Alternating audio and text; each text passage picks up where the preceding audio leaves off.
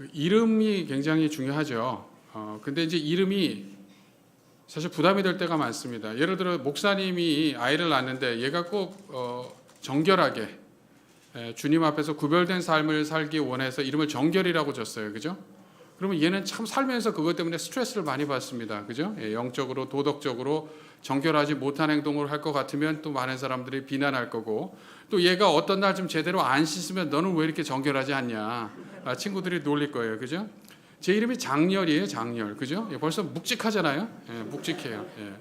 그래서 잘 아시는 이모 장군께서 장렬히 전사하셨다. 뭐 그거 많이 들어보셨죠? 영화도 많이 만들어주고 있어요.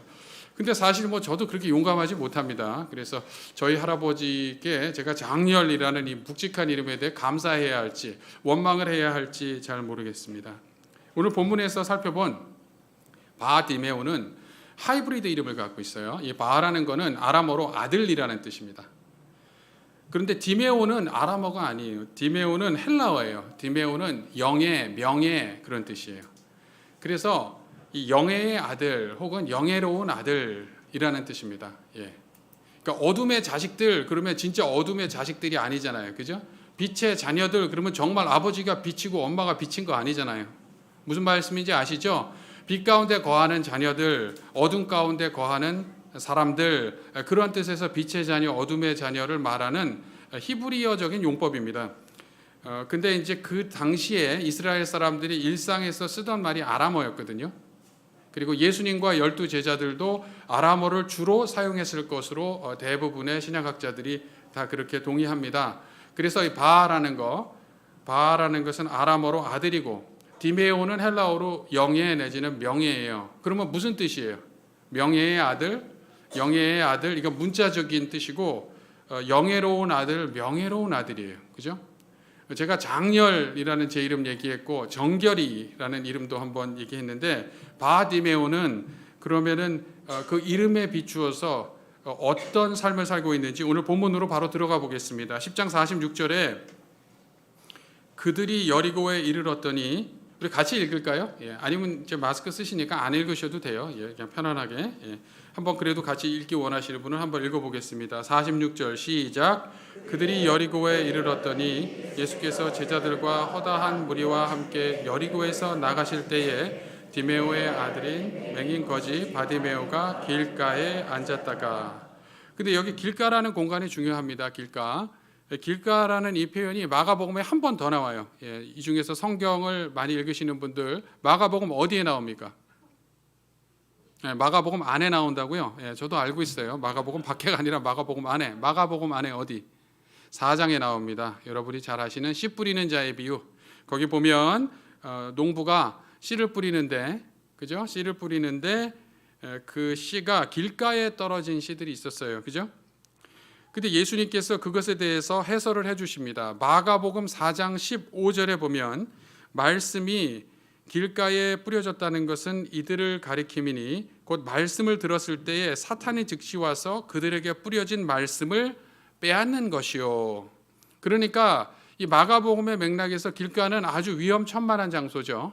새들, 즉 사탄이 와서 공격하고, 그래서 다 영적 도덕적인 뜻에서 먹어치우고 마는, 그죠? 그 복음의 씨앗을 먹어치우고 마는 그런 아주 위험천만한 장소입니다. 꼭 그렇게 마가복음 4장의 배경 또 그 맥락을 가져와서 깊이 생각하지 않더라도 지금 한번 이 장면을 생각해 보세요. 예수님은 예루살렘을 향해 나가세요. 제자들과 군중이 예수님을 따라서 환호하면서 예루살렘으로 행진합니다.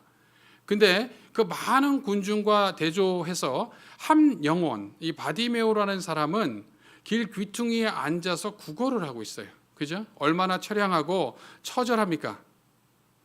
근데 우리가 여기서 좀 더 살펴봐야 될 게 있습니다.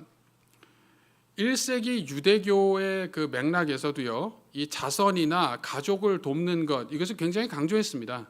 그래서 지금 바디메오가 나와서 구걸을 한다는 것은 무슨 뜻이냐? 가족이나 일가 친척, 친구 중에서 도움을 줄 수 있는 사람이 없다라는 뜻입니다. 그죠? 근데 거기다 한 가지 더 있어요.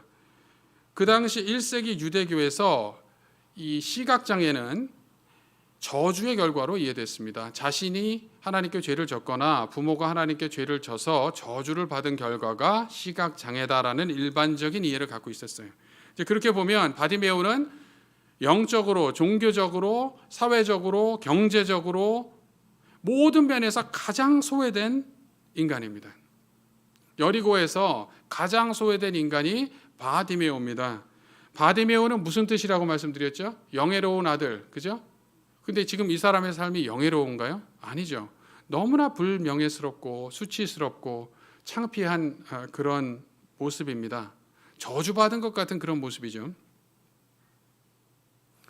근데 그게 일반적인 당시 유대인들의 이해라면 오늘 본문이 이 영감받은 저자인 마가가 기록한 오늘 본문이 이 바디메오에 관해서 어떻게 기록하고 있는지를 봐야 됩니다. 우선 이 사람 이름이 바디메오입니다. 근데 마가복음 전체에 보면 예수님이 치유한 사람 이름이 기록된 예가 몇 번 나올까요?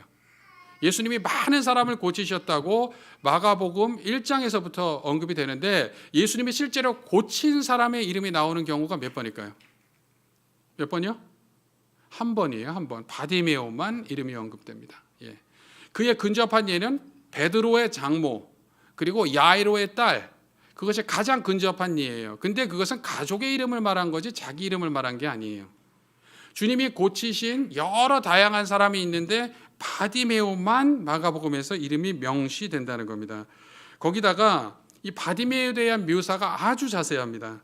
바디메오가 어떻게 묘사됩니까? 디메오의 아들이다, 시각장애인이다, 거지다, 또 그가 길가에 앉아있는 상황까지 자세하게 이렇게 묘사를 하는 것은 이 바디메오에 대한 관심을 보여줍니다. 그 당시 유대 사회에서 보면 절대 영예롭지 않고 사람들이 다 무시해도 좋을 것 같은 그런 인간인데 오늘 이 성경은 바디메오에게 엄청난 관심을 주고 있습니다. 그래서 이것이 하나님의 관점과 세상의 관점, 하나님의 관점과 보통 사람들이 갖는 관점의 차이를 잘 드러내준다. 우리가 이렇게 말할 수 있겠습니다. 그 당시 사회적, 경제적, 종교적으로 너무나 소외된 인간인 바디메오에 대한 이런 관심, 이런 관심은 우리에게 위로가 됩니다. 우리도 살면서 누구도 우리에게 관심 기울여주지 않는다, 누구도 우리에게 정말 주의를 기울여주지 않는다고 느낄 때가 있습니다. 누구나 그럴 때가 있지만 주님은 우리에게 귀 기울여 주시고 주님은 우리에게 관심을 주신다라는 것이 이러한 본문의 디테일에서 암시되어 있다. 우리가 이렇게 볼 수 있겠습니다. 예. 여러분 오늘 설교를 마치면 여러분에게 큰 은혜가 있을 줄 저는 믿어요. 예. 어떤 은혜냐? 내가 정말 좋은 교회를 다니고 있구나. 그죠? 우리 목사님이 정말 설교를 잘하는구나. 외부에서 뭐 강사가 와서 교수가 설교한다 그러는데 우리 목사님 설교에 비하면 못하구나. 그래서 여러분 감사하면서 교회 공동체를 더 잘 이뤄갈 수 있는 그런 은혜가 있는 줄 믿습니다. 그러나 부족한 설교지만 경청해 주셔서 감사드리고 다음 절로 우리가 한번 가서 47절 볼게요. 47절에 나사렛 예수시란 말을 듣고 소리질러 이르되 다윗의 자손 예수여 나를 불쌍히 여기소서 하거늘. 바디메오가 예수님에 대해서 무슨 얘기를 어떤 경로로 들었는지 오늘 본문은 명시하지는 않습니다. 그러나 예수님이 기적을 행하시고 그 다음에 시력을 회복시켜 주시는 분이고 또 그리고 사회적으로 소외된 이들에게 관심을 많이 기울여 주시는 분이라는 얘기를 충분히 들었던 걸로 기억하고 또 그 가운데 예수가 메시아라는 믿음이 바디메오에게 자리 잡았던 걸로 보입니다. 근데 지금 예수님이 지나가신다라는 소리를 들었어요. 그런 말을 들었어요. 그리고 소리 질러서 이렇게 외칩니다. 다윗의 자손 예수여 나를 불쌍히 여기소서. 이 다윗의 자손이라는 거는요. 크게 보면 메시아와 동의어입니다. 예, 메시아와 동의어예요. 그래서 메시아 예수여 나를 불쌍히 여기소서. 메시아 예수여 우리를 불쌍히 여기소서. 특별히 바디메오는 여기서 다윗의 자손 메시아 예수여 나를 불쌍히 여기소서 이렇게 외치고 있습니다. 사실 그 전통적인 교회의 예배 보면 여러분 키리에 엘레이손이라고 아실 거예요. 그죠? 주여 나를 불쌍히 여기소서. 이것이 예배의 중요한 부분이었습니다. 그리고 새 찬송가에도 그 내용에 기반한 찬송이 사실 있어요. 근데 저는 이것이 우리 크리스찬들에게 너무나 중요한 기도요 외침이라고 생각합니다. 오늘 주님 앞에 나올 때 정말 저는 제 스스로가 주님의 긍휼히 여겨주심이 너무나 필요한 사람이라는 인식이 들어요. 오늘 말씀 듣고 말씀을 들고 이렇게 섰는데 저같이 부족한 사람이 말씀을 전해서 주님의 은혜를 전해야 하니까 이 설교를 하는 행위 자체도 정말 주님의 긍휼과 불쌍히 여겨주심이 필요한 상황입니다. 여러분도 마찬가지예요. 여러분 삶에서 정말 주님의 긍휼히 여겨주심, 불쌍히 여겨주심이 없다면 우리가 하루도 제대로 설 수 없음을 우리는 깨달아야 합니다. 경제적인 것뿐만 아니라 도덕적인 것, 또 영적인 모든 면에서 주님이 붙잡아 주지 않으시면 설 수가 없거든요. 또 요즘 참 가슴 아픈 거는 코로나가 길어지면서 경제적으로도 어렵지만은 정서적, 정신적, 관계적 여러 가지 면에서 굉장히 힘들어하는 분들이 많더라고요. 그래서 저는 옆에서 지켜보는 것만 해도 참 짠하고 진짜 무슨 한겨울에 바람이 옆구리로 새는 것 같은, 옆구리로 와서 치는 것 같은 그런 느낌이 많이 듭니다. 그래서 우리가 이럴 때일수록 주님의 긍휼히 여기심을 간절히 또 겸손히 구하는 그런 성도들이 되어야 할 줄로 믿습니다. 근데 메시아 예수의 불쌍히 여겨주심을 겸손히 구하는 것이 바로 바디메오의 모습이었습니다. 나를 불쌍히 여기소서. 주님, 저를 불쌍히 여겨주세요. 주님, 저를 불쌍히 여겨주세요. 이것이 여러분의 기도 그리고 제 기도가 되어야 할 줄로 믿습니다. 근데 이게 입으로만 그런 기도를 하는 게 아니라 우리 존재 깊은 곳에서 내가 얼마나 주님의 불쌍히 여겨주심, 긍휼히 여겨주심이 필요한가, 이것에 대한 처절한 철저한 인식이 있어야 됩니다. 그리고 그 영적인 감수성을 유지해야 돼요. 오늘은 이 말씀을 나누면서 내가 주님의 불쌍히 여겨주심이 필요한 자다라고 인식할 수 있어요. 그러나 오늘 잘했다고 또 내일 그런 인식을 가질 거라고 자연스레 기대할 수는 없습니다.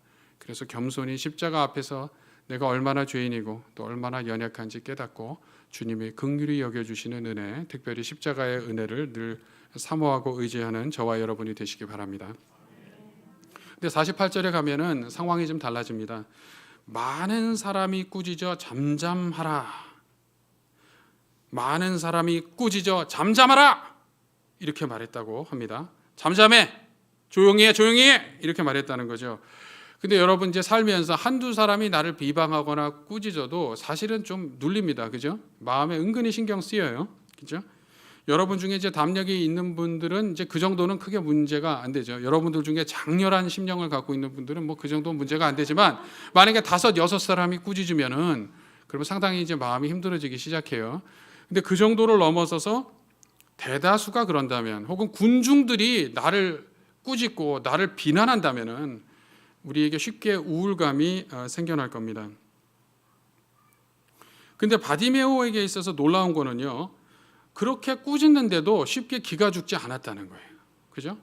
근데 우리가 여기서 좀 다시 한번 살펴볼 게 있어요. 마가복음에서 꾸짖는다라는 것과 잠잠하라라는 게 결합돼서 이 두 가지 동사, 꾸짖다라는 동사와 잠잠하라는 동사, 이 두 가지가 함께 결합돼서 나타난 예가 한 번 더 있어요. 어디요? 어디? 마가복음 안에, 그죠? 마가복음 안에 어디? 마가복음 안에 어디요? 4장. 또 4장이에요. 어디? 예수님께서 풍랑을 꾸짖어 잠잠하라고 했을 때, 그죠? 그래서 여기서 아마 마가가 이 똑같은 동사를 결합을 함으로써 어떤 암시를 주는 것 같아요. 무슨 암시냐? 이 군중들은 말이죠. 바디메오가 침묵되어야 할, 잠잠해져야 할 광풍 같고 거센 풍랑 같은 존재다. 방해꾼이다. 라는 이해를 갖고 너 조용해. 너 입 다물어. 라고 한 거죠. 네 부모가 죄를 졌거나 네가 죄를 져가지고 지금 눈이 멀었는데 네가 어디 지금 메시아 예수가 예루살렘을 향해서 지금 중차대한 행차를 하는데 너 같은 게 방해를 해. 입 다물어. 이러는 거죠. 이런 상황에서 저 같으면 그냥 이름은 장렬이지만 그냥 기가 팍 죽어요. 그죠? 그러면 조용히 하면서 다음 기회가 있겠지. 다음 기회가 있겠지. 근데 바디메오가 어떻게 합니까? 더욱 크게 소리를 질렀다. 이렇게 돼 있어요. 더욱 크게 소리를 질렀다. 대부분의 사람이, 많은 사람이 그로 꾸짖었는데 더 크게 소리 질렀다. 다윗의 자손 예수여 나를 불쌍히 여기소서. 이렇게 외쳤다는 거죠. 우리도 좀 이런 자세가 필요해요. 사람들이 뭐라 그런다고 자꾸 그냥 시계추가 이쪽 끝에서 저쪽 끝까지 왔다 가듯이 왔다 갔다 하지 말고, 예? 정말 주님이 이끄시는 방향이고 주님을 향하는 방향이라고 생각하면은 우리가 거기 붙어 있어야죠. 근데 바디메오에게 어떻게 이런 결단이 나왔을까요? 예? 바디메오에게 어떻게 이런 결단이 나왔을까요? 다윗의 자손 예수, 예수님이 다윗의 자손이라는 확신이 있었기 때문에. 예, 맞습니다. 거기다가 한 가지 더 얘기한다면은 절실하기 때문에 그래요. 정말 절실하면요, 다른 사람들이 옆에서 뭐라 그러는지가 안 들어와요. 근데 우리는 왜 자꾸 눈치 볼까요? 목사인 저부터도 사람들이 어떻게 생각할까? 그렇게 생각하는 머리는 너무 잘 돌아가. 그런 IQ는 300이에요. 그죠? 예, 다른 쪽의 IQ가 좀 약하죠. 근데 정말 주님을 우리가 구하고 주님을 찾을 때 어떤 절박한, 절실한 그런 마음이 있느냐? 아니면은 그냥 뭐 그렇게 주님을 찾아서 잘 찾아지면 좋고 아니면 말고. 예. 왜냐하면 인생에서 우리가 추구하는 게 너무나 많거든요. 예. 돈도 좀 있어야 되고 명예도 좀 있어야 되고 인정도 좀 있어야 되고 나 팬덤도 좀 있어야 돼. 나를 좀 좋아해 주는 팬들도 있어야 되고 이거저거 다 챙기고 나니까 주님께 절실하게 절박하게 매달리지 못하는 거죠. 근데 지금 바디메오는요, 철저하게 소외된 자거든요. 세상의 관점에서 1세기 유대 사회의 관점에서는 철저하게 소망이 유실된 자거든요. 그러니까 절실함이 있는 거예요. 우리 역시 착각하지 말고 우리가 메시아 예수님을 구하지 않으면은 우리 역시 바디메오만큼 그 이상 처절하고 또 그만큼 불쌍한 자라는 그런 인식이 있기를 바랍니다. 그래서 저와 여러분의 심령에 좀 절실함과 절박함이 있기를 바랍니다. 예수님께서 49절에 보니까 우리 49절은 한번 읽어봤으면 좋겠어요. 49절 같이 읽을까요? 시작.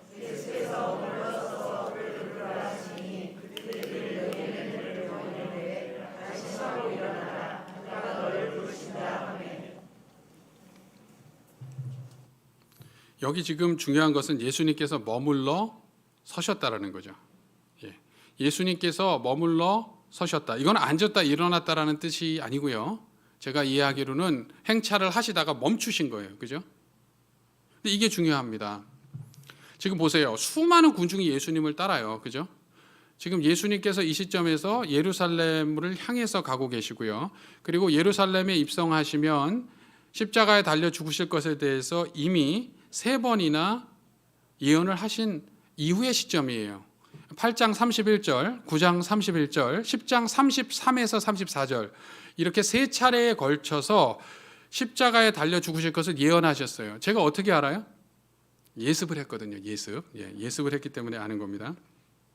그리고 그렇게 예언을 3번 하신 다음에 이런 말씀까지 하셨어요. 마가복음 10장 45절 인자가 온 것은 섬김을 받으려 함이 아니라 도리어 섬기려 하고 자기 목숨을 많은 사람의 대속물로 주려 함이라.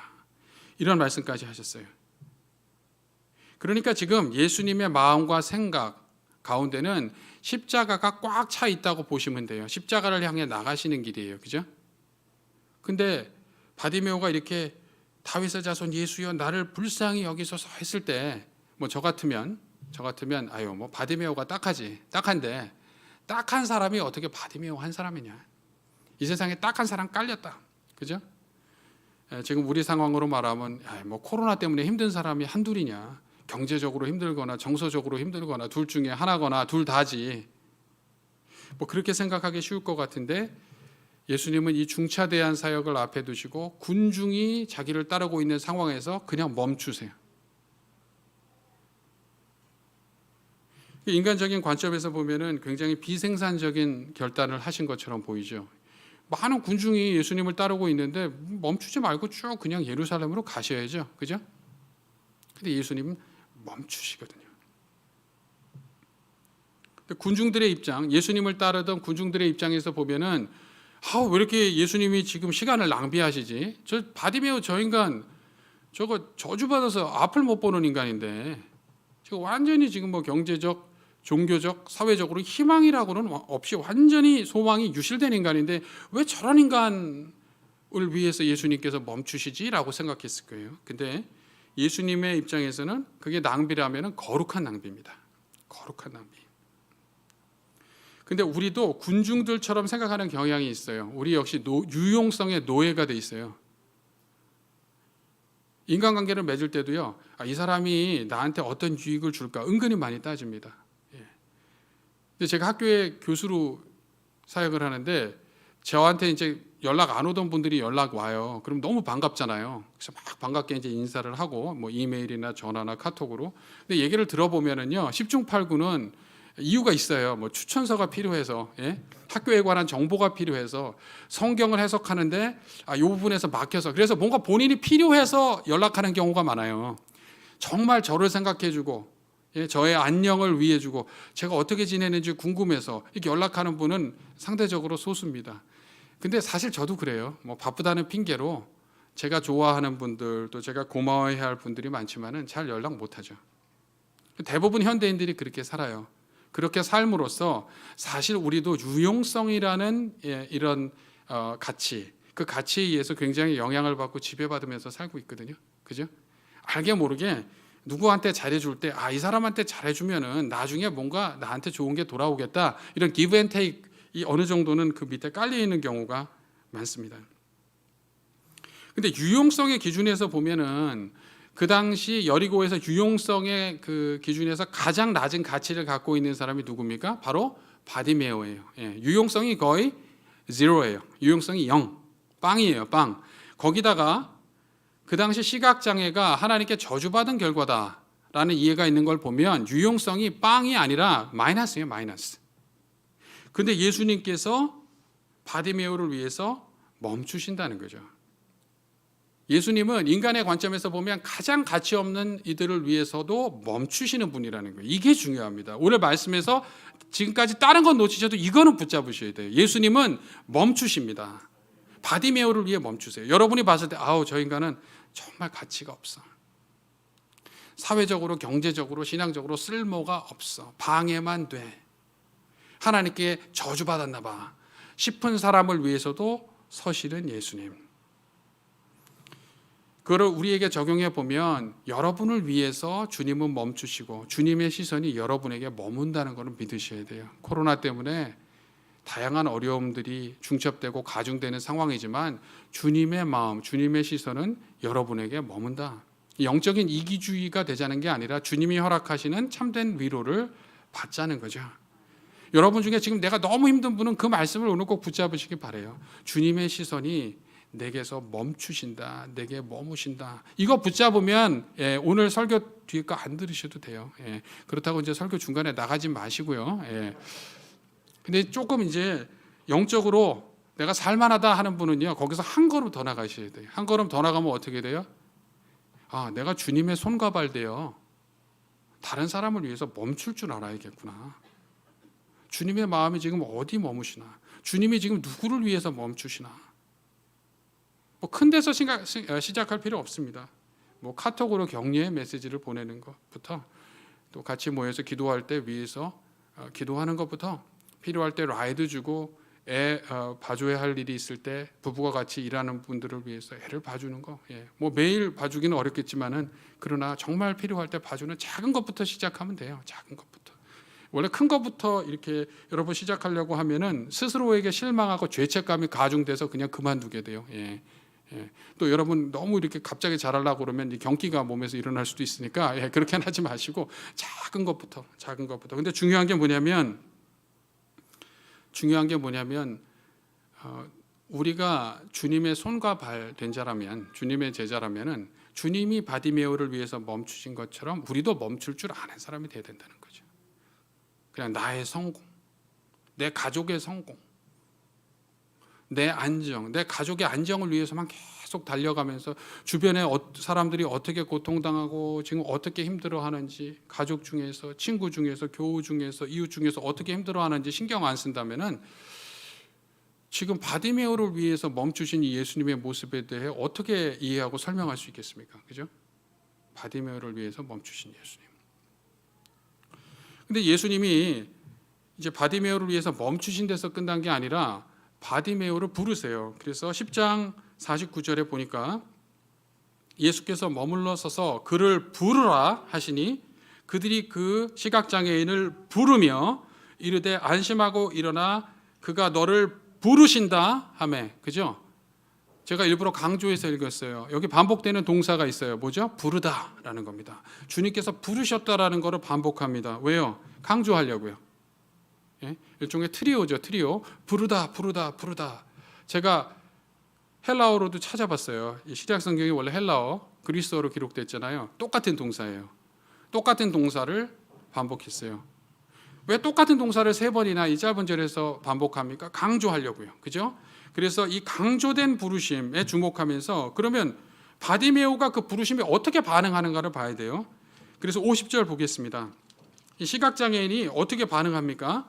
바디메오는 겉옷을 내버리고 뛰어 일어나 예수께 나옵니다. 겉옷을 내버리고 뛰어 일어나 예수께 나온다. 이 3가지 다시 말씀드립니다. 겉옷을 버리는 것, 뛰어 일어나 두 번째죠. 그리고 예수께 나오는 이 3번째까지 하나씩 좀 살펴보겠습니다.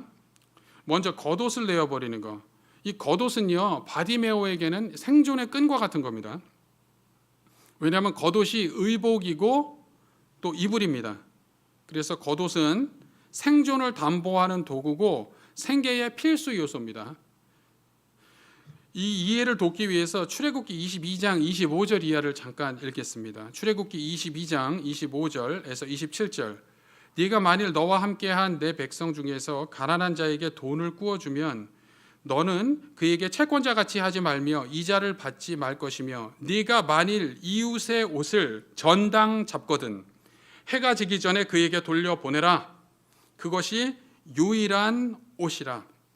그것이 그의 알몸을 가릴 옷이니 그가 무엇을 입고 자겠느냐. 그가 내게 부르짖으면 내가 들으리니 나는 자비로운 자임이니라. 출애굽기 22장 25, 26, 27절 말씀입니다. 출애굽기에 기록되었지만 이것은 1세기 유대인들에게 일반적으로 적용되는 말씀입니다. 근데 이 거지인 바디메오에게 있어서는 이 겉옷이 얼마나 더 중요하겠어요. 그게 무슨 부가적인 재산이 있겠습니까? 이 전재산이란 말이에요. 근데 전재산을 다 내팽개치고 주님이 부르셨을 때 그냥 뛰어나갔다라는 거죠. 이게 굉장히 중요한 거예요.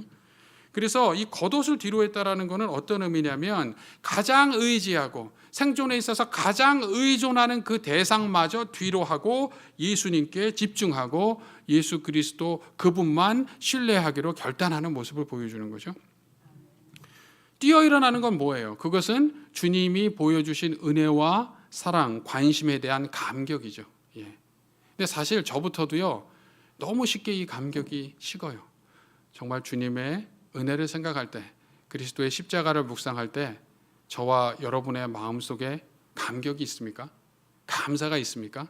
아니면 이제 우리가 종교적으로 너무 선수가 돼버려가지고 은혜를 받는 것도 선수지만 은혜를 까먹는 것도 선수가 된 건 혹시 아닙니까? 너무 당연하게 생각하는 거 아닙니까?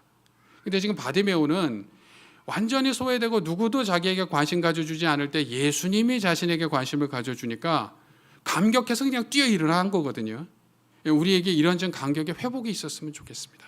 그리고 은혜를 너무 쉽게 까먹지 말고 주님이 주신 은혜를 깊이 간직할 수 있는 그런 역사가 있기를 바랍니다. 근데 지금 겉옷을 뒤로 하고 뛰어 일어난 것도 중요하지만 여기서 궁극적으로 중요한 건 예수님께 갔다는 거예요. 예수님 그분에게 갔다는 거. 예수님이 부르실 때 예수님께 나아갔다. 이게 중요합니다.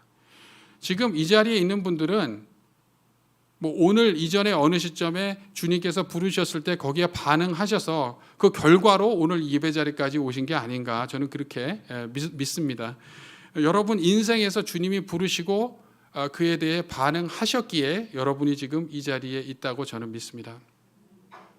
근데 주님의 부르심은 단 한 번으로 끝나는 것은 아니거든요. 그래서 주님이 우리를 부르실 때 지금 바디메오처럼 우리가 가장 소중하게 여기는 것마저 뒤로 하고 감격으로 일어나 주님이 나를 불러주시네. 주님이 나를 불러주시네. 그에 대한 감격과 감사로 주님을 향하여 담대하고 과감하게 나가는 저와 여러분이 꼭 되어지기를 바랍니다. 바디메오가 나올 때 예수님께서 말씀하십니다. 내게 무엇을 하여 주기를 원하느냐? 내게 무엇을 하여 주기를 원하느냐? 근데 예수님께서 이 같은 질문을 사실은 이 10장 앞에 부분에 한번 하셨어요. 근데 그때 그 질문을 받은 대상이 달라요. 질문을 누구에게 하셨냐면 야고보와 요한에게 하셨어요. 야고보와 요한이 예수님이 세 번째 순환 예언, 십자가에서 죽으실 것을 예언한 다음에 와서 생뚱맞게 선생님, 우리가 원하는 거 우리에게 꼭 해주세요. 이렇게 반응합니다. 참 어처구니 없죠. 근데 그 상황에서 저 같으면은 이게 다 뒤집어지죠. 예, 저 같으면 다 뒤집어집니다. 네, 야고보와 요한 굉장히 이제 그 어려운 상황, 아마 큰 소리가 날 것 같은 상황인데 주님께서는 사랑과 은혜가 풍성하시기 때문에 그때 이렇게 물으셨어요. 내가 내게 무엇을 해주기를, 내가 너희에게 무엇을 해주기를 원하느냐. 예. 근데 아직도 정신 못 차리고 야고보와 요한이 뭐라고 그때 말을 하냐면 주의 영광 중에 우리가 하나는 주의 우편에 하나는 주의 좌편에 있게 해주세요. 지금 예수님은 십자가에 달려 죽게 된다고 말씀하셨는데 지금 십자가는 안중에 없어요. 자기들의 성공만을 생각을 하니까 주의 영광 중에 우리 중 하나는 주의 우편, 다른 하나는 주의 좌편에 있게 해달라고 얘기합니다. 영적으로 지금 완전히 거품이 들어갔죠. 십자가를 생각하지 않고 영광만을 생각하는 그런 상황입니다. 그래서 제가 봤을 때 그때 야고보와 요한이 교회를 개척했으면 무슨 교회예요? 곧바로 영광교회, 그죠? 여러분 그런 교회 안 다니시고 이 교회 다니시는 게 얼마나 여러분 복된지 아셔야 돼요. 곧바로 영광교회. 이름부터 약간 이단스럽죠? 근데 이제 그에 비해서 이 바디메오의 답변은 굉장히 진솔합니다. 자신이 정말 필요한 것에 대해 주님께 아뢰입니다. 10장 51절에 예수께서 말씀하여 이르시되 네게 무엇을 하여 주기를 원하느냐. 그때 시각장애인이 이렇게 답변하죠. 선생님이여 보기를 원합니다. 지금 시각장애를 갖고 있는 바디메오에게 보는 것보다 중요한 것 없잖아요. 그죠? 그러니까 우리도 영적으로 계속 이렇게 좀 허풍 떨지 말고 영적으로 이렇게 과장법을 넘어서지 말고 주님께 우리 필요한 거 그대로 아뢰면 됩니다. 그게 기도입니다. 예? 근데 거기다 한 가지 더 한다면 우리가 신체적인 시각장애를 갖고 있는 분은 여기 뭐 많이 대부분은 그런 것은 문제가 아닙니다만 영적인 뜻에서는 어떠한가 한번 생각해 보자는 거죠. 혹시 지금 우리가 영적으로 희미하게만 보고 있는 건 아닌가? 아니면 영적으로 세상적인 것이 세상의 먼지가 너무 껴서 제대로 보지 못하는 것 아닌가? 주님, 제가 보기를 원합니다. 주님이 보시는 그 안목, 주님이 보시는 그 관점에서 볼 수 있기를 원합니다. 이것이 어떻게 보면 우리에게 있어서 다른 어떤 것보다도 더 궁극적이고 가장 본질적인 필요가 아닌가 한번 생각을 해보게 됩니다. 주님께서 여러분에게 내가 네게 무엇을 해주기를 원하느냐, 그러면 여러분 어떻게 답하시겠어요? 정말 주님, 제가 보기를 원합니다. 주님이 바라보시는 그 각도에서, 주님이 바라보시는 시선으로 제 주변을 바라볼 수 있고 제 심령을 성찰할 수 있길 원합니다. 여러분 이렇게 답하실 수 있겠습니까? 여러분, 주님이 여러분에게 내가 네게 무엇을 해주기를 원하느냐라고 물으실 때 어떻게 답하시겠어요? 오늘 본문은 그 질문을 여러분에게 그리고 제에게 던지고 있습니다. 바디메오의 진솔한 요청, 보기를 원합니다라는 그 요청에 예수님은 이렇게 답하십니다. 예수께서 이르시되 52절입니다. 우리 52절 한번 같이 읽을까요? 시작. 예수께서 이르시되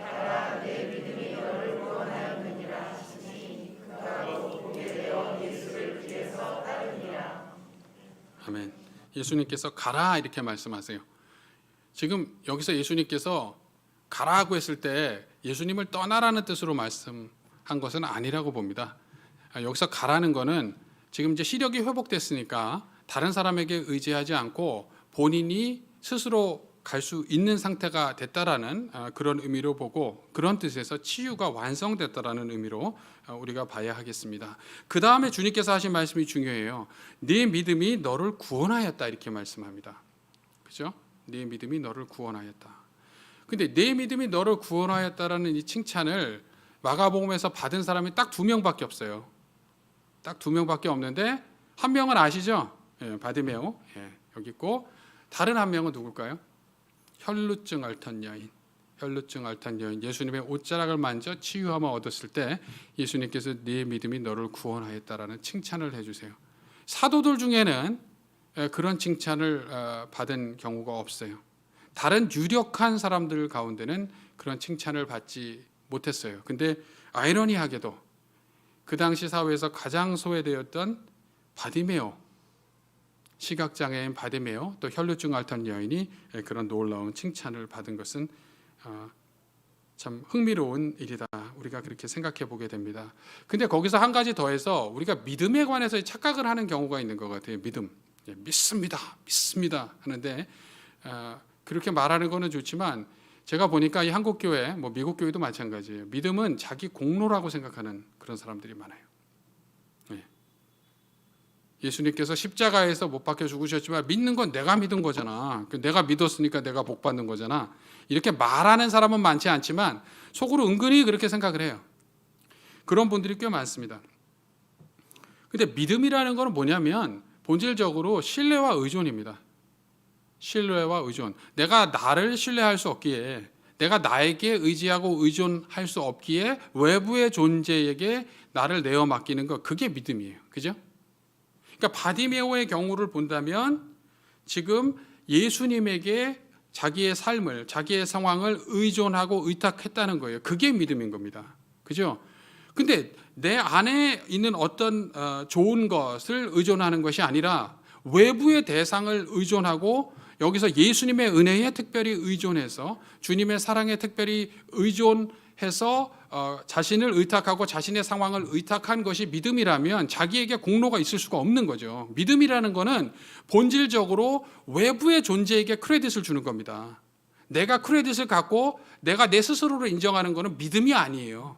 그러니까 내가 믿었으니까 그래서 그 결과로 잘 된다는 것은 이거는 적어도 성경이 말하는 믿음이 아닙니다. 성경이 말하는 믿음은 하나님의 은혜, 주님의 은혜를 의지할 수밖에 없는 자라는 것을 본인이 깨닫고 겸허히 인정하면서 주님의 도우심에 의탁하고 그리고 주님께 내 삶을 의존하는 것, 그게 믿음이에요. 그게 믿음. 그러니까 내가 스스로 공로를 차지할 수 없는 거죠. 그래서 네 믿음이 너를 구원했다. 그러니까 여기서 이거는 바디메오의 믿음의 공로다라고 생각하면 그건 믿음이 뭔지, 믿음의 본질에 대해서 착각할 때만 그런 이해를 혹은 그런 오해를 갖게 되는 겁니다. 요거는 제가 좀 분명히 말씀을 드려야 될 것 같아요. 믿음은 하나님께, 주님께 의존하는 겁니다. 그래서 공로가 있다면 그것은 주님의 공로지 내 공로가 아니에요. 주님의 은혜를 그저 겸허히 받아들이고 그의 의존하는 것, 그게 믿음이다. 그래서 내 믿음이 너를 구원하였다 라고 주님께서 이 놀라운 선언을 해주실 때 이제 곧 바디메오가 보게 되었습니다. 이제 시력이 치유가 됐어요. 근데 그 다음이 중요해요. 시력이 치유가 된 다음에 예수를 길에서 따르니라, 이렇게 끝나죠. 예수를 길에서 따르니라. 이것을 또 제가 헬라어로 찾아봤어요. 헬라어로 찾아봐서 성경 원문이 뭐라고 말하는가를 찾아봤는데 예수를 길에서 따르고 있었다, 혹은 예수를 길에서 따르는 과정 중에 있었다. 그래서 소위 말하면은요, 이거는 스냅샷이 아니고요, 무비 클립, 그죠? 비디오를 돌리고 있는 것처럼 진행 상황인 거예요. 예수님을 길에서 따르고 있는 그 상황, 지금 비디오 클립이 돌아가는 듯한 그런 묘사로 끝내는 겁니다. 예. 근데 지금 잘 한번 생각해 보세요. 뭐가 빠지지 않았어요? 뭐가 빠졌습니까? 겉옷을 주워야 되잖아요. 겉옷을 주워야 되잖아요. 그죠? 진짜 바디메오가 그럼 겉옷을 진짜 내팽개치고 예루살렘까지 갔을까요? 저는 모르겠어요. 성경에서 명시가 안 돼 있으니까. 근데 제가 한번 상상을 해보면 주웠을 것 같아요. 겉옷을 안 줍고 정말 예루살렘까지 한 이틀 길을 바디메오가 갔을 거라고 생각하지는 않고요. 근데 중요한 건 뭐냐면 이 저술에 있어서 선택과 집중이잖아요. 선택과 집중. 마가는 그것에 대해서는 관심이 없어요. 겉옷을 내팽개친 거에는 관심이 있었어요. 왜? 그것이 바디메오가 생존의 끈처럼 생각하고 가장 중요하게 생각했던 것마저 예수님이 부르실 때는 뒤로 할 수 있음을 상징해 준다는 것을 말하고자 했기 때문이에요. 근데 지금 이 시점에서 겉옷을 다시 줍는 거는 뭐 주웠는지 안 주웠는지 언급은 명시적으로 안 나와 있습니다만 제 생각에는 주웠을 거로 생각을 해요. 그냥 상식선에서. 근데 그거를 굳이 언급할 필요를 못 느꼈다는 거죠. 그리고 이 본문을 마칠 때 겉옷을 줍는 장면으로 끝내는 게 아니에요. 어떤 장면으로 끝납니까? 길에서 예수님을 따르고 있는 그 상황, 그 진행 중인 상황을 묘사하면서 거기서 여운을 갖고 끝냅니다. 근데 지금 예수님께서 어디 가세요? 예? 마가복음 11장 1절 보면 예수님은 예루살렘으로 지금 가고 계신 거거든요. 그죠? 근데 예루살렘으로 가시는 목적이 뭡니까? 성지순례? 예, 성지순례 아니죠. 예, 성지순례가 아니라 십자가에서 우리 죄를 대속하기 위해서, 또 바디메오의 죄를 대속하기 위해서 가시는 거거든요. 그러니까 십자가를 향해서 나가시는 예수님을 따라 나셔서 길에서 그가 가신 길을 따라가는 것, 요거를 조금 고상한 말로 뭐라 그래요? 요걸 제자도라고 그럽니다. 제자도. 예수님 그분을 따라가는 거, 그게 제자도잖아요. 그죠? 그러니까 바디메오가 제자가 됐다, 예수님의 제자가 됐다라는 것을 마가는 여운 있게 길에서 따르니라 이렇게 표현하고 있는 겁니다. 자, 이제 오늘 말씀을 한번 이제 좀 통합해서 정리해 볼게요. 오늘 설교 제목이 바디메오의 복음입니다. 바디메오의 복음. 근데 무엇이 바디메오의 복음입니까? 무엇이 바디메오에게 좋은 소식입니까? 바로 다윗의 자손, 메시아이신 예수님이 바디메오에게는 복음입니다. 그를 위해서 멈추시고 그를 불러주시고 그를 불러 치유해 주신 예수님이 바디메오에게는 복음입니다. 근데 이 예수님은요, 지금 예루살렘을 향해 가시던 중이었어요. 바디메오를 고치시고는 이윽고 예루살렘으로의 행차를 이어가십니다. 왜요? 십자가를 지시기 위해서, 바디메오를 위해서 십자가를 지시기 위해서 올라가십니다. 우리를 위해 십자가를 대신 지시기 위해 올라가시는 거죠. 그러므로 바디메오를 찾아오셔서 멈추시고, 가시던 길에 길을 멈추시고 바디메오를 고쳐주신 예수님이 십자가에서 그를 위해 죽으신 예수님과 한 분이라는 것을 명확하게 이해할 필요가 있어요. 두 분 다른 예수님들이 아닙니다. 바디메오를 위해서 멈추신 예수님이 따로 있고, 또 바디메오를 위해서 십자가에서 죽으신 예수님이 따로 있는 게 아니에요. 바디메오를 위해 멈추신 예수님, 그분이 바로 며칠 후에 십자가에서 바디메오를 위해 죽으신 예수님이라는 겁니다. 그러므로 십자가에 달리신 예수님이 바디메오의 복음이라는 것도 제가 다시 한 번 더 강조해서 말씀드릴 필요가 있습니다. 바디메오를 위해 멈추시고 그를 고치신 예수님, 그를 위해서 십자가에 달리신 예수님이 바디메오의 복음입니다. 그리고 우리의 복음입니다. 근데 그 예수님을 만난 다음에 바디메오가 했던 일은 뭐예요? 길에서 따르니라. 그 따르는 여정을 지속하고 있었던 거죠. 우리도 마찬가지예요. 우리 중에 신체적인 시력이 치유되어야 할 필요가 있었던 분은 아마 없는 걸로 이해를 합니다만은, 우리도 주님의 놀라운 은혜, 우리를 위해서 멈춰주시고 또 우리에게 시선을 주시는 주님의 놀라운 은혜를 경험하고 예수의 제자가 됐습니다. 또 주님을 통해서 우리가 영적인 시력이 치유되는 것을 경험하고 이제 하나님 말씀을 대면하고 있고 주님을 신뢰하며 예수님을 따르고 있어요. 근데 우리가 해야 할 일은 뭡니까? 길에서 예수님을 따르는 거라는 거죠. 바디메오처럼 우리도 길 위의 제자입니다. 우리도 도상의 제자예요. 지금 길 위에서 예수님을 따르는 여정을 시작했어요. 그 여정이 아직 마쳐지지 않았습니다. 그 여정을 바디메오처럼 지속하고 있는 것이 바로 여러분의 지금 상황이고 또 제 상황입니다. 근데 문제는 요즘 살기가, 또 신앙생활하기가 그리 쉬운 시기만은 아니라는 거죠.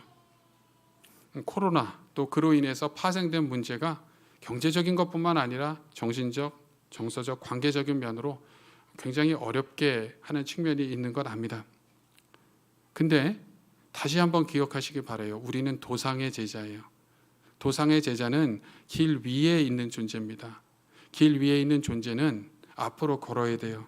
어느 방향으로요? 예수님께서 가신 그 방향으로요. 십자가를 향해서 주님께서 우리에게 맡기신 십자가 지고 힘들지만 자기를 부인하고 십자가를 지고 우리가 주님 따라서 나아가는 그런 삶을 사는 저와 여러분이 되기를 바랍니다. 그게 제자도입니다. 그게 제자도입니다. 코로나 또 그로 인해 파생된 상황 때문에 힘들다면은 한 걸음 내딛기가 어렵다면 반 걸음이라도 내딛어야 합니다. 그리고 반 걸음을 내딛기가 어려우면 한 발자국이라도 나가야 돼요. 그리고 그것도 힘들면 다른 사람의 부축을 받아서라도 나가야 됩니다. 내가 힘이 남으면 다른 사람 부축해서라도 같이 가야 되는 겁니다. 길 위의 제자, 도상의 제자, 그것이 지금 여러분의 실존이고 제 실존입니다. 힘들더라도 길 위에서 따르니라 라는 바디메오에 대한 묘사처럼 이 여정 가운데 먼저 앞서가시고 십자가 지신 주님의 길을 쫓아가는 저와 여러분 되기를 바랍니다. 오늘 설교를 시작하면서 바디메오라는 이름의 뜻에 대해 말씀드렸어요. 바디메오가 어떤 뜻이라고요? 영예로운 아들, 영예로운 사람이라는 뜻입니다. 오늘 본문이 시작할 때 보면 바디메오의 모습은 전혀 영예롭지 않습니다. 그는 거린이었어요. 그는 앞을 볼 수 없는 사람이었습니다. 특별히 1세기 유대교의 맥락에서 보면 그것은 대부분의 경우 하나님께 저주받은 것으로 이해되었죠. 자기를 도와주는 사람이 없기에 나와서 구걸을 할 수밖에 없는 상황이었어요. 종교적, 사회적, 경제적으로 절대 영예롭지 않은 존재였습니다. 근데 오늘 본문이 맞춰지는 부분에 보면 그는 영예로운 예수님의 제자로 변모해 있습니다. 영예롭다고 했을 때 그가 당시 유대 사회에서 높은 명예를 누리고 높은 재산을 갖고 또 대단한 대우를 받고 존경을 받았다는 뜻은 아닙니다. 제가 영예로운 존재라고 얘기했을 때 그것은 비록 삶의 여러 상황과 정황들이 있지만 그럼에도 불구하고 길 위에서 주님을 묵묵하게 따라가는 그 삶, 그것이 영예로운 겁니다. 다른 데서 영예를 찾지 마세요. 세상의 명예, 영예 왔다가 가고 왔다가 가고 come and go입니다. 예. 하루아침 지나면 뒤집어지는 존재입니다. 우리에게 영예는 길 위에서 예수님을 쫓는 것입니다. 길에서 따르니라. 길에서 따르니라. 그것이 여러분과 제 실존에 대한 매일매일의 지속적인 묘사가 되기를 축원합니다. 함께 기도하겠습니다. 주님, 부족한 자가 주님의 말씀을 전했습니다. 우리를 위해서 멈추신 예수님, 우리를 위해서 십자가에서 대신 죽어주신 주 예수님의 은혜에 대한 각성이 우리에게 새롭게 일어날 수 있도록 도와주시옵소서. 겸손하게 십자가 밑에 머물 수 있도록 도와주시옵소서. 그러나 주님, 거기서 머물지 않게 해 주시옵소서. 우리의 마음은 늘 겸손히 십자가 밑에 머물지만 이제 우리가 주님의 손과 발 되어 우리보다 더 힘들고 더 소외되고 더 분리된 상황에 있는 어려운 사람들에게 다가가 그들을 위해 멈추게 하여 주시옵소서. 그들에게 주님의 말씀을 나누게 해주시고 그들에게 주님의 손길이 되어줄 수 있도록 주님 우리를 붙잡아 주시옵소서. 그리고 지금 우리의 상황이 좋든지 어렵든지 지금 우리가 기쁨을 누리든지 아니면 낙담했든지 길 위에서 예수님을 묵묵하게 따라갈 수 있도록 도와주시옵소서. 주님, 우리가 힘들면 한 발자국, 반 발자국이라도 또 힘들면 서로 부축하면서라도 같이 나아갈 수 있도록 도와주십시오. 주님, 우리가 서로를 돌볼 때 주님이 우리를 통해서 역사하시고 또 그 가운데 우리가 새로운 힘, 주님 주시는 새로운 회복을 경험하게 될 줄로 믿습니다. 우리는 연약하고 부족하지만 모든 것 주께 맡기며 예수님 이름으로 기도하옵나이다. 아멘.